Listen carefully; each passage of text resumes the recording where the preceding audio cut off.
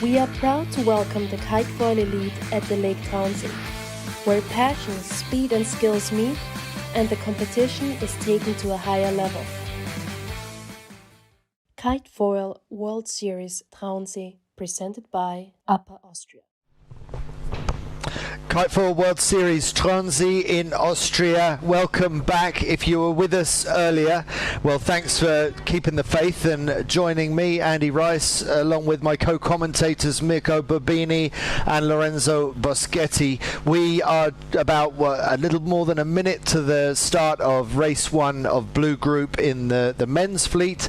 This is the first opportunity that Blue Group has had to get on the water. Lorenzo, you're world ranked number one in Formula Kite Men. We already talked earlier about your injury. That's why you're not out there. Fortunately, you will be back for the next event on home waters in Gizeria in a month. But thank you for joining me and Mirko for the time being. In Blue Group, who would you say are the people that we need to watch out for with just 1 minute to go before the start? From my side, I can say Theodor Ramcourt, Maximilian Mader, Florian Gruber and Guy Bridge. I think that are the guys that keep an eye, but there is also Tony Wodisek and Wojciechowska and Valentin Bontus, so I think it's going to be a really tough race and really close. And Mirko Burbini, always difficult to put your money on anyone in these conditions, but who do you think has been showing good form going into this? I mean, I can tell you something different, if I might, is how is going to be the guy that will spot the right side of the course, because this is going to be the challenge without gambling too much. So they have to, this is why they're just going back and forth for a couple of minutes before. They are just getting within the last 20 seconds, less than a 20 seconds to go, and they spotted that close to the race committee boat is going to be the side that it pay off. Let's see who is gonna go for an early tack and go to the right side of the course. It's gonna be pretty tough race. Well, as you predicted, Mirko, it's very, very busy up by the committee boat as they launch into the start, and some really strong starts on the right-hand side. So who's going to go into that early tack? Already one boat on port going out past that side. Lorenzo, you're the expert at spotting who's who. Who do you see there? Here can be Guy Bridge. Yeah, I think Guy Bridge can be. So he's with the what you call the white fly surfer, is that right? Sorry. Yeah, on this position I can spot Tony Wodisek, who is the yellow ozone going port at the moment. He went for early tack. And then the red kite on this side, they're going to be pretty much the last to tack. Can you identify the red kite just going into the tack now? Yeah, this is an Italian young boy, and he's Angelo Soli. He just have 16 years old, so he's really young. And yeah, he was the last one to tack because he has no room. So the board left of screen looks like they've got good height on this side, but Mirko, do you still like the right-hand side, which is the top of the picture, the board's up by the cliffs? Yes, exactly. What's going to happen is the wind close to the cliff, it bend a little bit, and then when you tack and you get yourself on starboard, you can have a different angle, and so the first one that hit the ley line on the right side usually should be at the front. I guess that is Flo. It does look like Flo Gruber, doesn't it? And or it's not in the yeah. And this one also is pumping to get more angle to the ley line and to try not to avoid the top mark. Okay, he make it. So Guy Bridge must be the one on the top of the fleet. But the leader is still pumping the board like crazy, while the second place board is looking a lot smoother. And that looks like it's Max Mader who is closing fast on the leader. So is that Flo Gruber that we see still in the lead, but Max Mader driving off to the right? What do you reckon, Lorenzo? Now I think it's Guy Bridge that is battling for the first position with Maximilian Mader. And I think Theodor Ramcourt in third position, just jibe in the middle between Guy and Maximilian. Maximilian went for early jibe, so let's see at the leeward mark what will happen. We can see Florian Gruber behind Guybridge in this shot. And so, front of shot, that is still Guybridge leading. And Mirko, what do you think about that early jibe by Max Mader? Considering you like the cliffs on the right-hand side, is it good to go back that way? Is a good to go. We spotted it on the right side of the course, which is left when you come downwind. It's better to stay close to the cliff to get more pressure on it and to keep more speed. So you can see as Guy is pumping to get more upper and more speed, and then you can see how he's close. Okay, so now Max is just a little bit windward to him. So that was a really good rounding by Max Mader. He was smoother going into the mark, and he seemed to be able to pull off a tighter rounding manoeuvre than Guybridge, which has now put Max Mader, the Singaporean, in control of the British rider, as both these two are fighting for the lead going out to the left-hand side of the course. And these guys really stretching quite a comfortable lead on the pack behind them. Lorenzo, can you identify any of the boards in third, fourth, fifth, sixth place? Oh, that's a really hard question. That's why I asked you to do it. Yeah, but from this footage, it's hard for me, and I don't think I can identify anybody. I think the third one of the second group can be Theo Ramcourt, but I'm not sure. And yeah, the third guy just tagged, and the guy are going for right side of the course to take the best wind. Yeah, we can see Guybridge with the white fly surfer, just a little bit windward to Maximilian Mader with the grey fly surfer to in the left side down of the screen. And we can see also some guys in the water swimming because of literally marginal condition for this competition. Let's see who's gonna take the upwind mark before.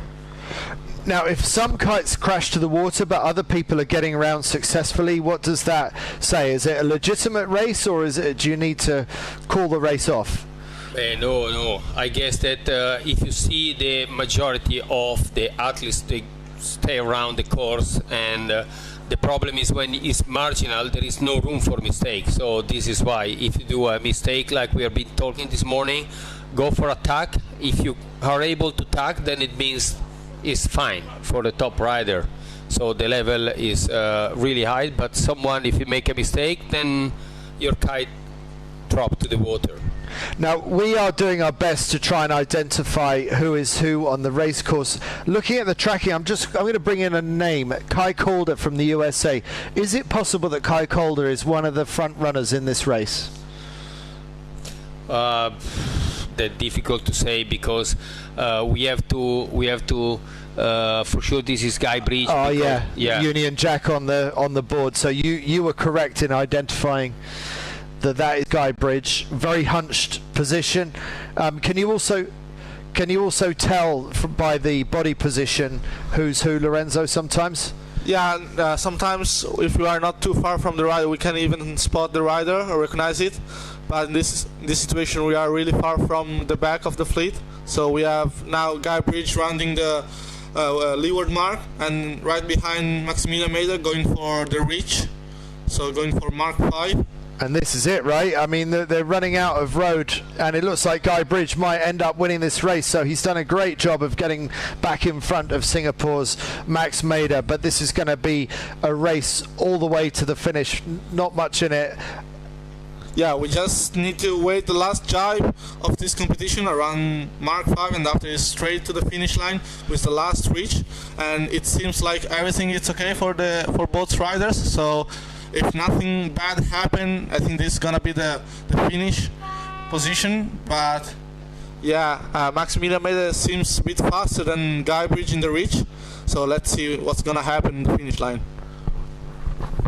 Yes, last meter you can see some kind of difficulties from Guybridge to keep the foil really top speed, because he's feeling the pushing from Max behind. He's tried to attacking him, but he make it at the end. So Guy seems to be he scored the first bullet.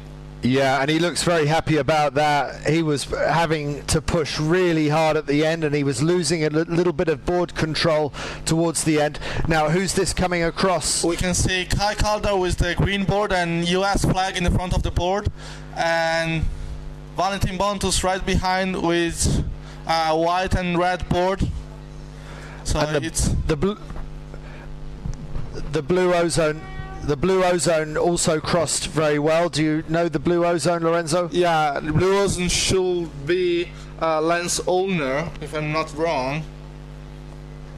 Yeah. Okay, well, we'll come back to you soon because we're very soon into the next race. We'll just go to a quick ad break.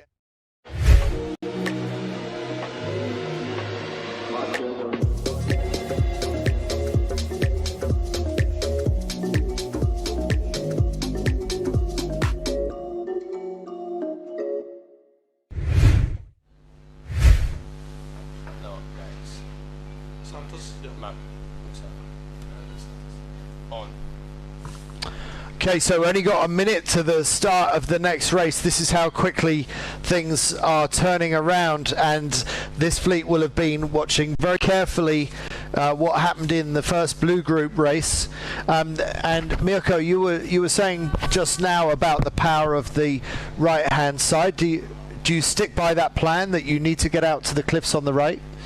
I totally stick on that, because what we predicted and what we saw from Guybridge, just play on the right, center right, at the end they scored the bullet, so we were not so far away from the right decision and the right play on into the field here in Tromsø. Okay, so now we are getting into the first race for yellow group. Lorenzo, we had a start in this race earlier, and we have to say that Martin Dolenc from Croatia must be one of the favourites. He was leading the race when it was abandoned earlier. Who else? We got 15 seconds actually, so let's just call the start first. This is fast and furious competition.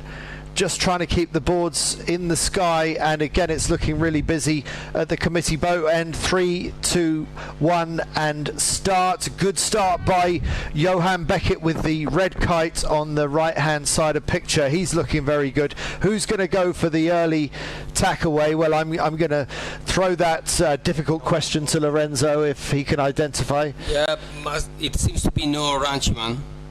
Noah Runciman from USA, the first out to the right hand side, and Johan Beckett on the left of picture with the red kite also going out that way. He was lying in third in the race that was abandoned earlier, so you can see some kites are struggling to stay in the air. I think maybe that's not one of the racers whose kite is just collapsing. Johan Beckett in the red kite just avoiding that other kiteboarder. Mirko, who would you want to be right now? I want to be the fly surfer in front, having control of it and heading to the cliff. That's the part where to go, and it seems there is the only side with some wind, and then there is a couple of kites that you can spot it around the course, so it might help you to also spot where there is more wind instead of the other. Orange ozone. Yeah, we just seen the orange ozone passing, and it's Axel Mazzella. We can see now Martin Dolenc and Yannis Maus. Martin Dolenc is in the right of the footage, with Yannis Maus on the left. They are just passing through, and we can see some rider of the other fleet that are still struggling to restart because of the low wind condition, really marginal condition. So there's enough wind to keep racing, but if you relax for a moment, then your kite can sink to the water. Yeah, we can see Martin Dolenc in the front, if I'm not wrong. And I really think, again, Yannis Maus in the front, sorry guys. Martin Dolenc and Noah Ranchman third, with super marginal light condition wind. We can see all these guys are going really slow and not for super speed because there is no wind. What do you think, Mirko? Yes, as we said, is marginal. This is the minimum wind where kite still competing, and they can, go relatively fast on these 5 knots. 6 knots wind average, and you can see how skill you have to have to not make any mistake on tacking and jibing. So amazing performance by those rider, and at least stay at the front and no mistake at all. Yeah, I mean, you've got to get your absolute best tack in these conditions, don't you, Lorenzo? One slip on the tack and you're done. You're in the water. Yeah, exactly. You're saying right, Andy. And this condition is really hard to tack, but we can see in this moment 3 fly surfer and 1 F1 that can be Conor Bainbridge. We can see Yannis Mouse just jibing around the leeward mark and going for upwind again. And so with Martin Doling right behind, a little bit windward, and now we have Noah Ranciman, 3rd position. So really close between these, and how much leg propulsion is required to pump the board through the water in these light conditions? Is that a critical skill? Yeah, and in this marginal condition, the skill should be a lot. Like, you need to push more than you can, but with the right technical, with the right timing. Otherwise, the board will not pump as you want, but as she wants. So it's not so good. We can just see Yannis Mouse going for tack and pumping because there is no wind, and we can see also Conor Bainbridge with this grey F1. He looks smooth, doesn't he? I mean, he's not having to work the board that hard. Do you think the extra square meters on the 25 meter are working well for Conor Bainbridge? Every single centimeter more on this marginal condition are useful. So I think he is happy to have the 25 in this moment. Yes, exactly. Lorenzo, is really important. 1 square meter, I can tell you, it make a lot of difference on this wind. And then you can see now there is 1 more tack to go, and to get the lane line, which you need to spot the right position to avoid an extra tack close to the mark, because doing another tack is going to be a disaster. So now they are just switching. So the first one now, who is the? Martin. It's Martin in front. So now Martin is leading, just rounding the top mark in first position. We have Yannis. And Yannis 3rd, and Noah Ranciman is in. Who is the 2nd? I think this is Santos Villegas from still the first lap. So this is overlap, guys.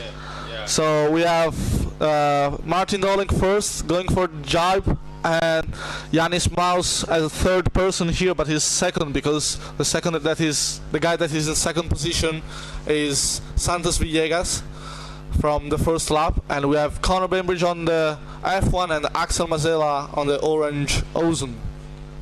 Right, so we've got a good mix of kites here. So it looks like there are 3 fly surfers in the lead, but actually Santos Villegas at towards the top on the right hand side is a whole lap behind, and so there's another kite that crashes to the water behind, just managing to keep that kite out of the water. But look at this graveyard of kites, and it's just a reminder to Martin Dolenz in the lead that you can't take anything for granted in these conditions. But Martin, after that abandoned race earlier, it looks like he's in masterful control of the rerun of the yellow group at race 1, and the Croatian looking very strong as he rounds the leeward mark for the last time. Now it's the slalom mark that he's got to get around, but he's got a good lead ahead of him. Yeah, so I guess that the right Martin Doling isn't first. That is, no matter what, we are sure 100%. And the second one, it seems that after the second lap, he did quite a great job. Marcus Edegran, the American, and then Alexander Allen and Dennis Saradin were just straight behind. So we need to wait until the last jibe, who is gonna score their position. This is a big lead now for Martin Dolenz, about to notch up his first win of the series, and clearly the Croatian has great control in these conditions. Lorenzo, this is really good sailing by the Croatian, isn't it? Yeah, I think it's perfect performance here in Lake Trounsey for really light marginal condition. So I think Martin Holland did the best that he could. So yeah, congratulations to him, and let's see. And Martin trains with Max Mader a lot, so they both had good first races. Who's coming across the line now, Mirko? What do you reckon? I need to spot the bottom of the board to see the flag. So we got... I think it's Marcus Edegran, and then was Alexander Allen straight behind, and Connor Bainbridge. This is Connor. Yeah. Right. That's Connor with the 25-meter. And in 5th position we have Axel Mazella with orange Ozen.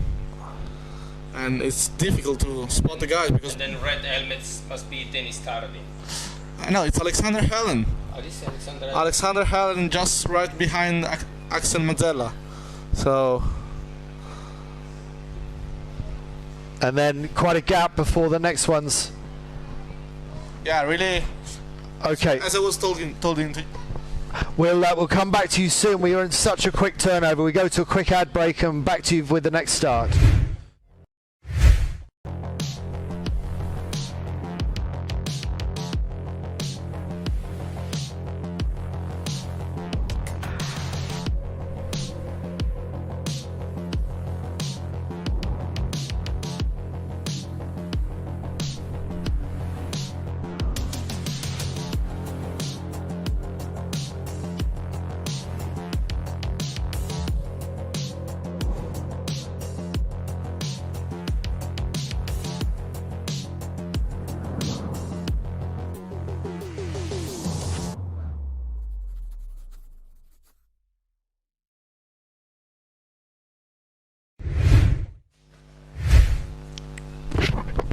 Right, we got less than 30 seconds to the start for the first women's race, and we have got we got the absolute top of the top in the women. Watch out for Daniela Moroz from USA. 10 seconds to the start. Lauriane Nolot from France, also one to watch. They will have been taking note of which end of the line to start, because that's why the committee boat is so busy. Start time, and look how busy up at the committee boat. Some of those riders looking for that early tack out to the right.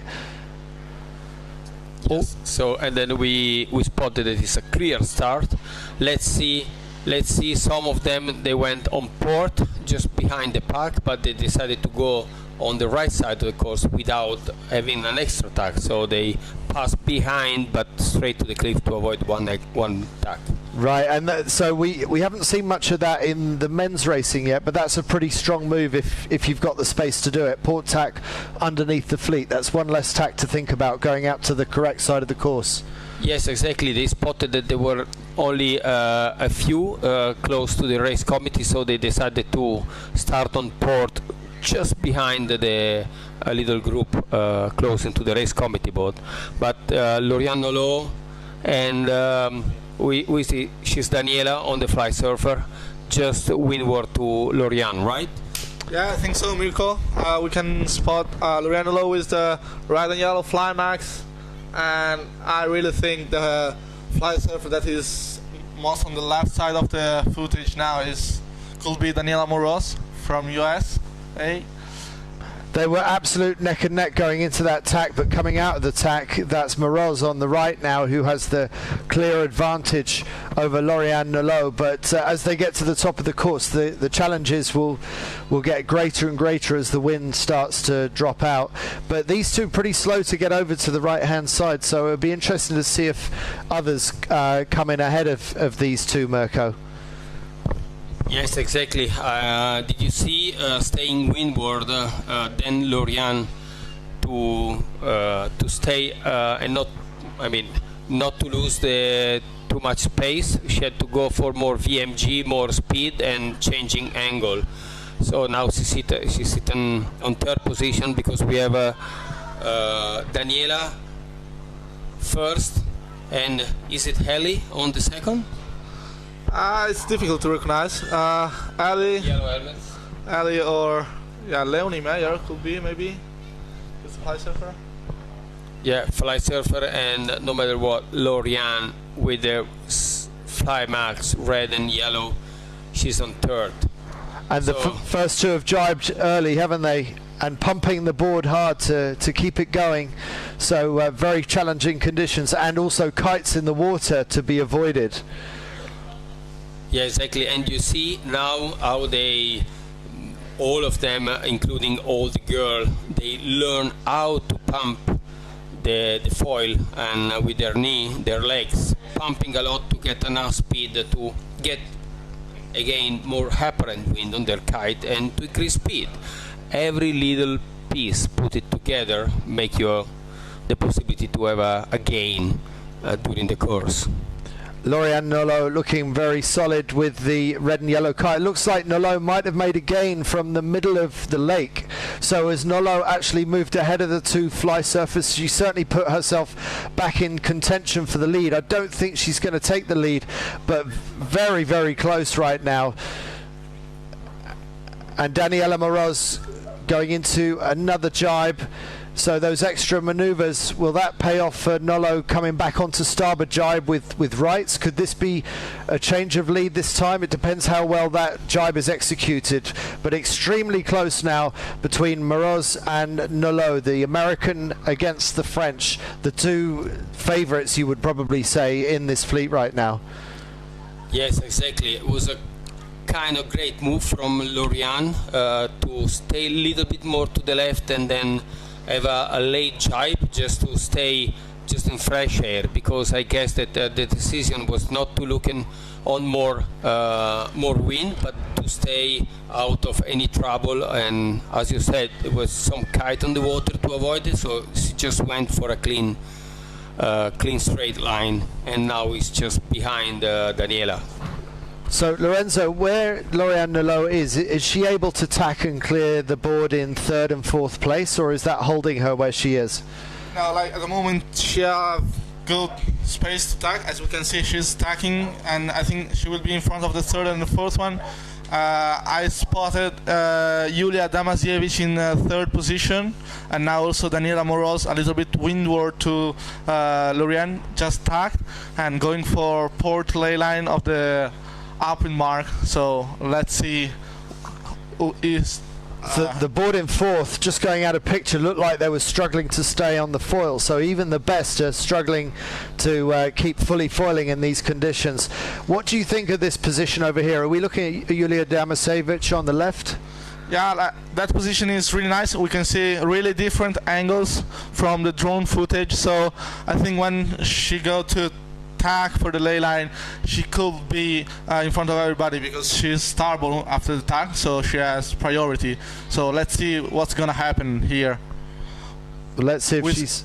We see Lorian Nolo bear away the fly surfer kite, but going straight because this is the new ley line. Well, maybe. Who's that struggling? Lorian Nolo just gets stuck in the water because of no wind, and Daniela Moroz just tacked windward to everybody, and we see Julia Damasiewicz rounding Mark 1 as first position.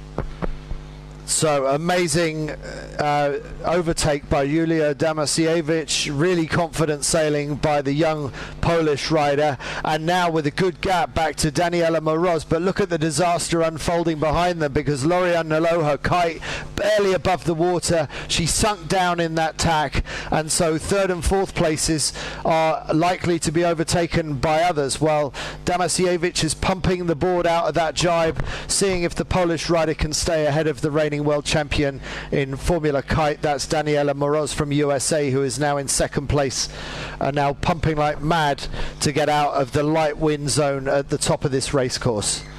This is not a good thing. Like they should pump even while going on. So normally we just pump after the maneuver or while we are maneuvering. But if they are pumping while riding normally, even downwind, it means no wind.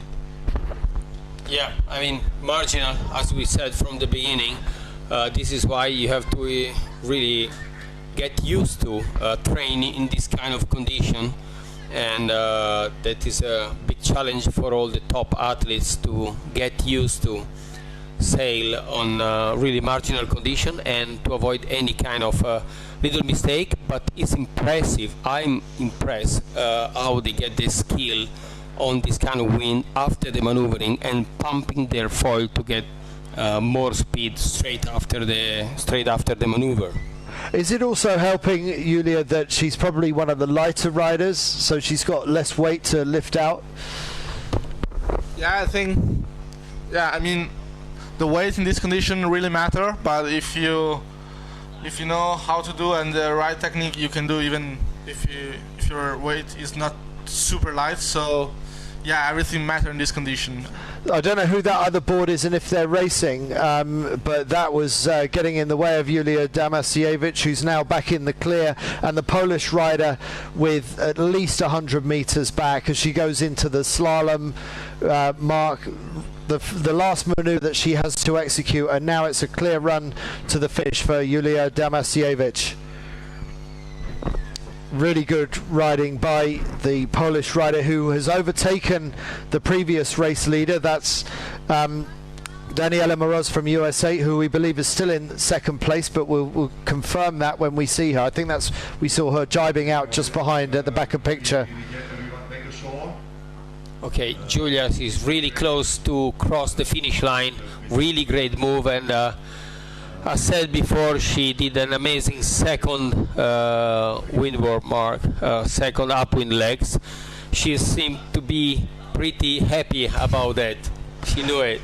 Absolutely, and she should be so proud of that performance. It was a really confident attack on the second upwind leg, tacking out earlier than the two leaders and executing some beautiful tacks, whereas Lauriane Nolot in particular, probably would have been her final tack of the race, but she just couldn't execute. She sunk down from second to who knows where. We'll see. I think we see her at the top of picture now, actually.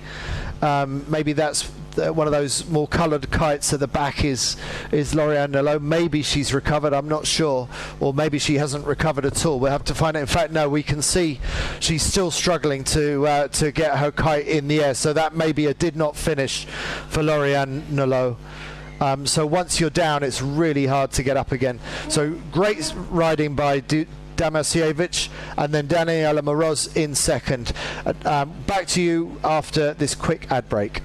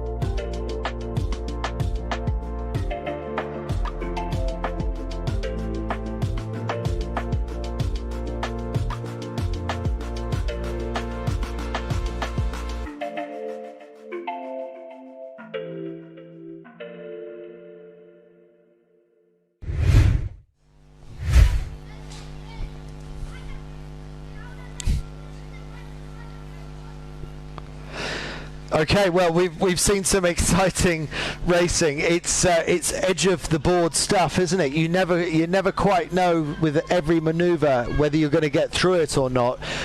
Really hard to be confident. We've just heard that there's going to be a postponement, unfortunately.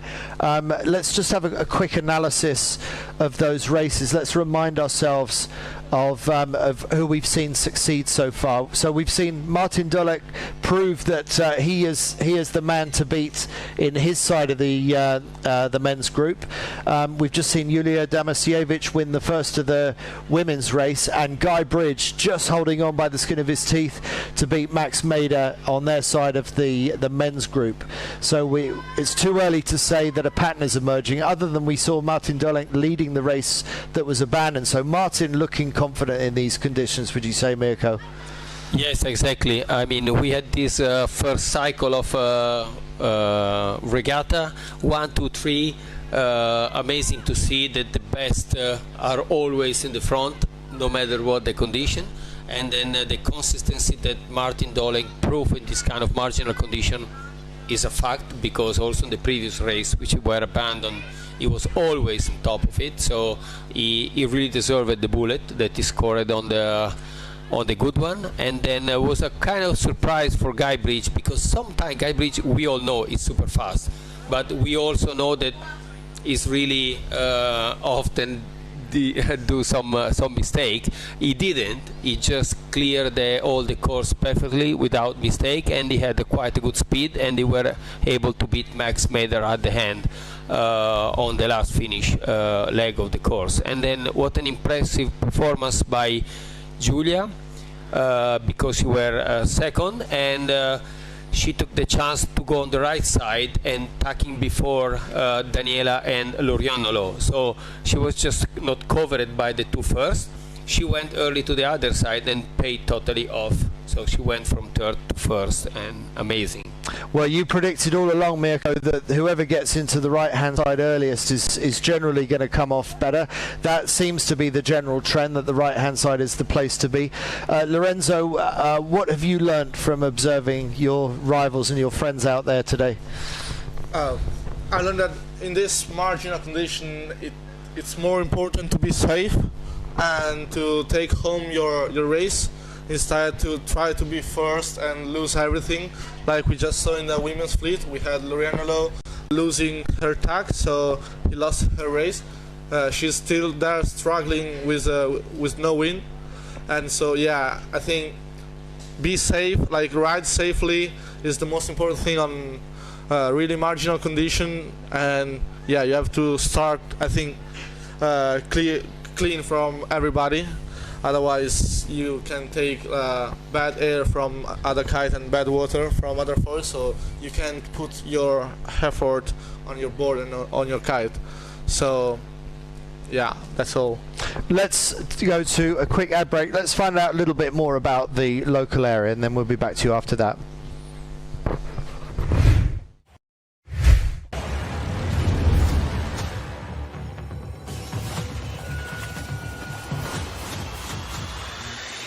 The R5, built to win. She's still in the water. Okay, so we're still race delayed at the moment, but hopefully not for too long.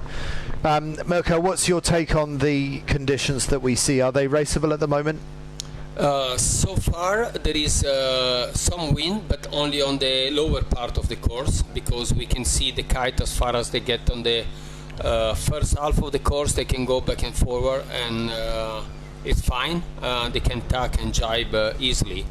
But if we have a longer view close to the top mark, we can see kites struggling to stay in the air, and some of them also being collected by rescue boat. So I guess now is not enough to start the race. So it was a good call for the race committee and our PRO.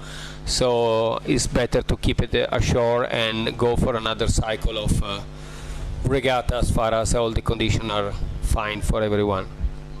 Now, my understanding is that we need 4 races to make an event. What do you think if the event were to stop right now and we only ever had one race, because everyone's done one race now, would that be an okay way to settle a championship? I mean, you know, it's a good call. I would say we still have another racing day, so I would not even think about. I'm a strongly believer till the end, not say over until it's not over. So I would not think about that. Just stay focused on the day after. No, you're absolutely right, and we should be optimistic, just as Lauriane Nelot should be optimistic about getting that red and yellow kite back up in the air again. She's probably been there for 10 minutes or more. If you remember, she was fighting for the lead of that race, and then her final tack to the windward mark on the last lap of that race was the moment that she sunk down into the water, and she's been struggling to get that kite up in the air ever since then. Yeah, and I think at this moment Lorena Lowe is yellow and red kite. She's trying to come closer to the beach, so to go a little bit leeward with the power of the wind without riding, because where she is there is no wind, so she's just trying to make her pulling down to the beach and with more wind, and try to go back ashore with dry kite, as we said before. Huh? Right. It's such a critical part of staying competitive, is keeping that kite dry, which is why you see these fly surfers being flown in the air at the moment. Chances are they were in the water a few minutes ago, so now the riders are looking to shake as much water out of the kite as they possibly can. Yeah, also because we have talked about wet kite and performance, but we never talk about the kite is studied to have a weight, so every single bridle is studied by the engineer to have a maximum normal load, we can say. But if the kite is wet, the maximum load of this bridle is way more, because the kite is pulling more. So one big problem about the kite wet is that the kite is getting untrimmed anymore, so the stitching are getting more wide and all the canopy is not in tension anymore. So actually after 3 or 4 times you put completely your kite in the water, it's not anymore for a world championship, I can say. So from my side, after 3 or 4 times completely in the water, so completely wet, I would like to use just for training, not anymore for competing in an important competition. Is that true even if you get it wet in fresh water? So it doesn't matter whether it's salt or fresh water? I guess that there is always a truth is always on the middle, depend on the stretch of the kite. We know in any kind of sailing, when there is some strength or bad things happen, or just a capsize, you never know if it's going to be affected to the equipment. Obvious, if you let your kite spend a lot of time in the water, it's not going to be the same as a kite being always dry. So it's really important to keep everything safe and and without any trouble. Okay, well, we'll keep you in touch with what's going on. We'll go to a quick ad break and back to you soon.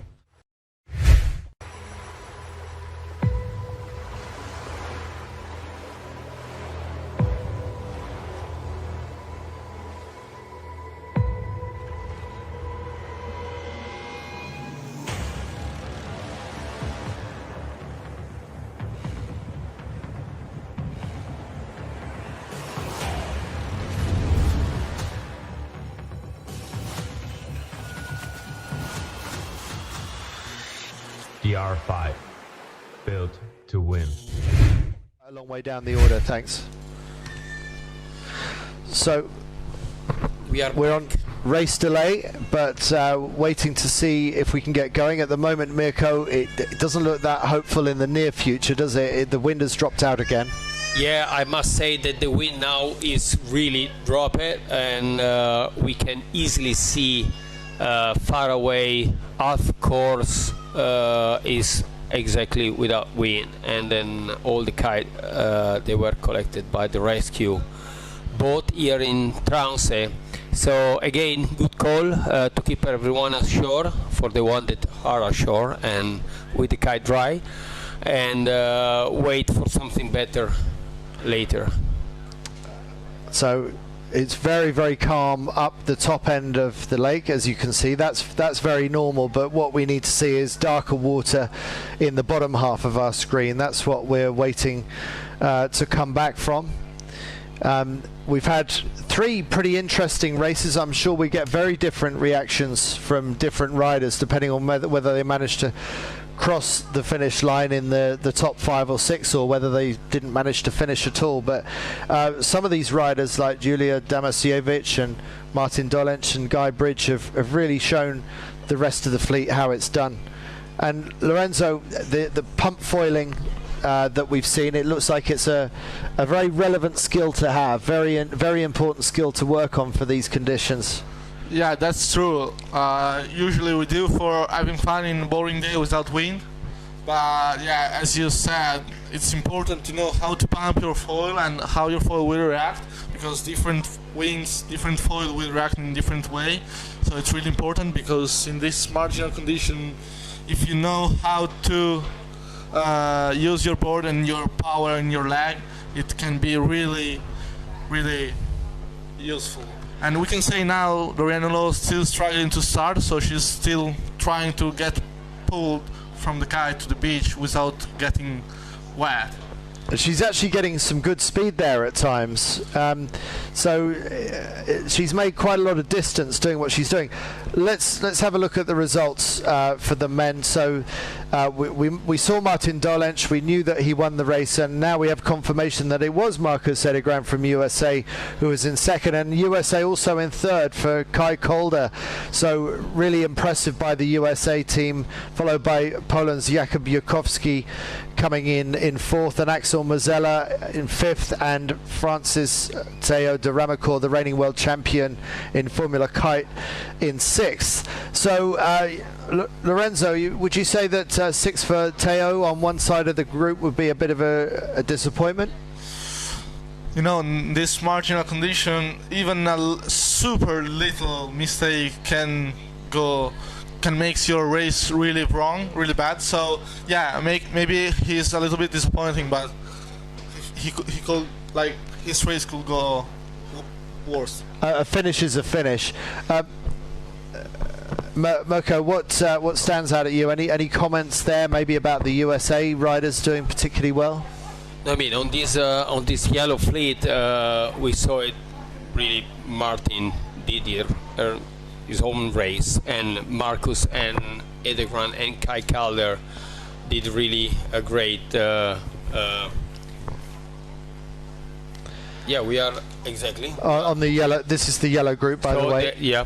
Also in the yellow group as well, and Janice Mouse must be also on that, and so there is a kind of mix on the online result. So we think that Yanis Mouse should be up there as well. Yeah, because the yellow was Janice Mouse and Conor Bainbridge and Axel Mazella. And meanwhile, just a glimmer of hope. All right, okay, we're back up with looking at the blue group this time. So Guy Bridge, who narrowly won that race against Max Mader, who was closing in on him the whole time. And then it's Kai Kolder in this race that was third, with Jakub Jukowski from Poland in fourth. Teo de Ramacourt in sixth, just behind Germany's Florian Gruber. So we think those are the correct results. Yeah, from the blue fleet. Okay. So exactly, this is the girl Julia, and she was the leading. It was quite easier to spot her at the end, and Daniela Moros in second, Jessie Kapman and on third, and then Alina Cornelli and Ellie Aldridge and Jemima Craton and Katie Dobson just scored as the last of the women fleet. Okay. I think there are no more girls in this schedule, because I think these are the only girls that could finish the race. Just 6 girls could manage to finish the race because of this marginal condition. Because on what I know, there are more girls than just 6. So, absolutely. So that is just the riders that make it to the final, like to the finish line. Okay, so those are the results so far. We'll be going to a quick ad break, and then we'll be back to you after that. Has increasingly shifted its focus to becoming the leading specialist supplier for flying lines. Top riders like the 4-time Formula Kite World Champion Daniela Moroz, Martin Dolenc, Teo de Ramacourt and Guy Bridge are among the many athletes who trust Rob Line's Garda series. Some of the greatest riders use Garda 389 as front lines and Garda 299 as back lines.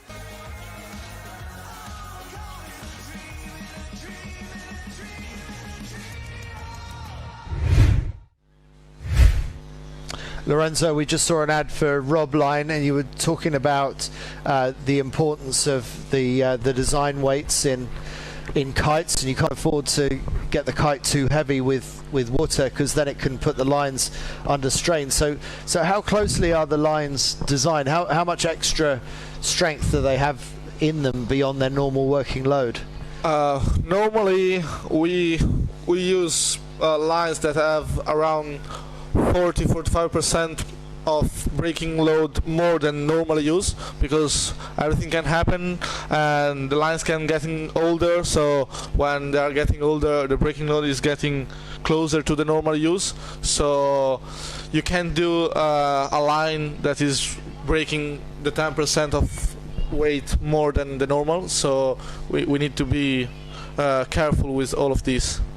And different kites have different numbers of bridles as well. So Fly Surfer has the fewest number of bridles. Tell us the difference between the different brands. Yeah, actually, normal Ramair kite, so like what we can see, on what we can see, normally you can change the profile with 4 different line on the kite. We have A, B, C, and brakes.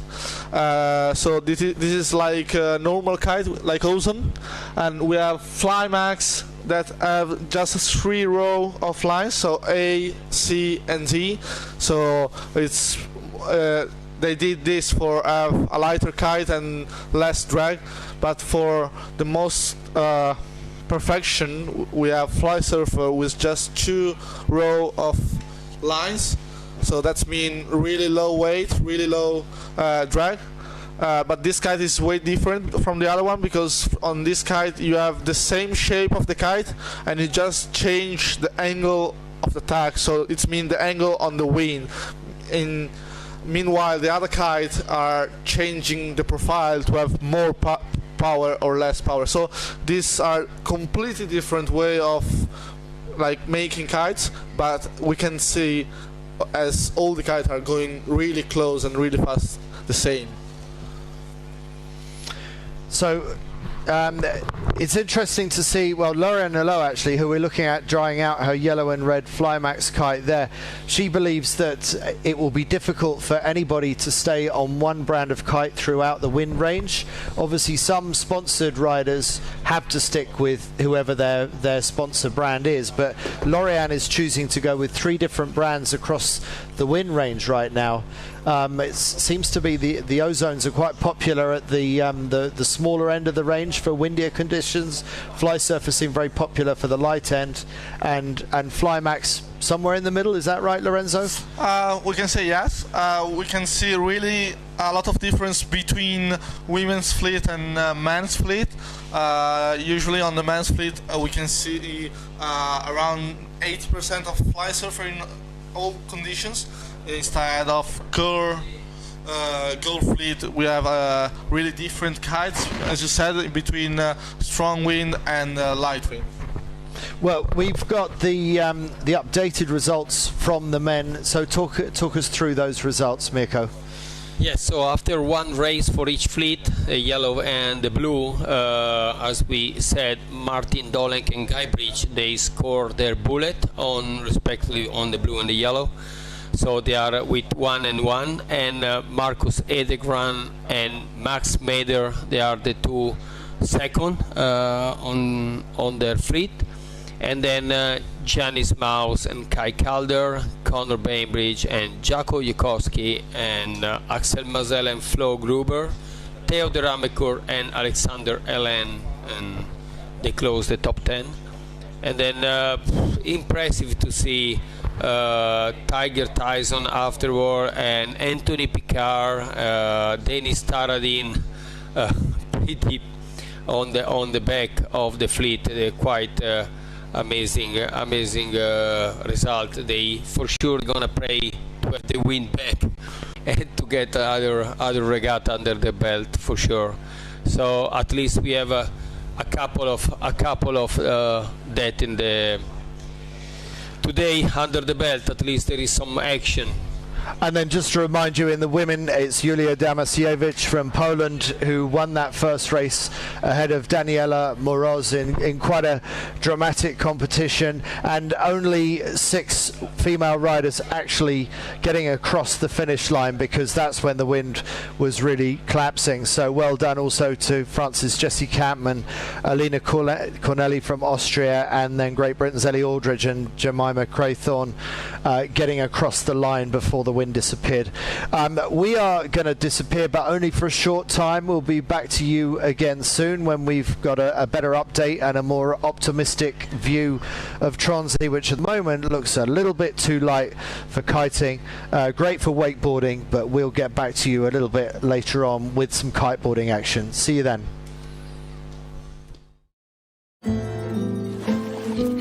Wir sind auf der Suche nach dem Echten, dem Kostbaren, nach Menschen, die ihr Handwerk pflegen, weil sie es mit Herz und Händen lieben und dabei Neues entstehen lassen. Wir suchen den Ort, wo die Natur den Geschmack für Küche und Keller reifen lässt. Wo die Menschen das Schmecken zum Erlebnis machen und hungrig sind auf echte Begegnungen. Wir begegnen den Menschen und finden das Echte in Oberösterreich.